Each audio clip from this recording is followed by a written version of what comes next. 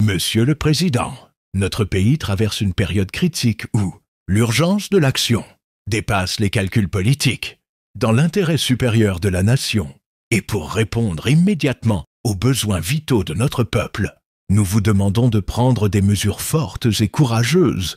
La première décision doit être la révocation de toutes les personnes actuellement désignées, du Premier ministre aux ministres, secrétaires d'État et conseillers spéciaux. Le seul conseiller appelé à demeurer à vos côtés sera votre épouse. Ensuite, il vous appartient de nommer un Premier ministre, en la personne de Lazare Afiarisson et Taina Razafin-Joelina comme adjoints. Ce sont eux qui désigneront une équipe gouvernementale resserrée, une équipe composée de 10 ministres au maximum.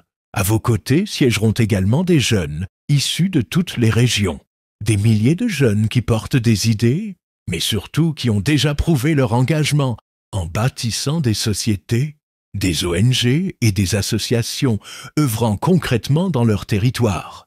La sécurité de la nation sera confiée à un état-major mixte.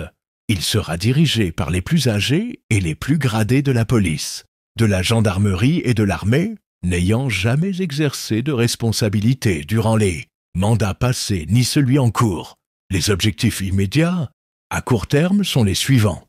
Assurer l'accès à l'électricité et à l'eau pour tous, garantir la sécurité publique, lutter fermement contre la corruption, réhabiliter et développer les routes et infrastructures.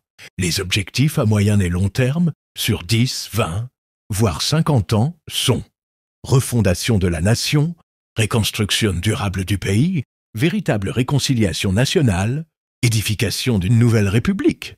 Monsieur le Président, cette démarche n'a qu'un but, être efficace et répondre à ce que le peuple attend réellement. Aux voix qui réclament votre départ, nous répondons que si l'intérêt supérieur de la nation n'est pas placé au-dessus de tout, nous risquons le chaos. Notre peuple ne peut plus se permettre une crise politique supplémentaire. C'est une refondation complète qu'il faut entreprendre. Politique, économique et sociale. Dès lors, les premiers ministres, les ministres et les conseillers travailleront à vos côtés, en temps réel, avec l'état-major mixte, afin de garantir une sécurité totale. L'objectif est clair, que chaque citoyen puisse travailler librement, même jusqu'à minuit, en ville comme en brousse, sans crainte. Enfin, une commission spéciale, dirigée par les premiers ministres, aura la responsabilité des relations internationales et de la diplomatie. Elle replacera Madagascar dans sa dignité et son rôle au sein du concert des nations. Monsieur le Président, l'histoire retiendra ce choix. Ce n'est pas une simple réforme que nous appelons, mais une refondation profonde et durable, pour offrir aux générations futures un pays solide, juste et prospère.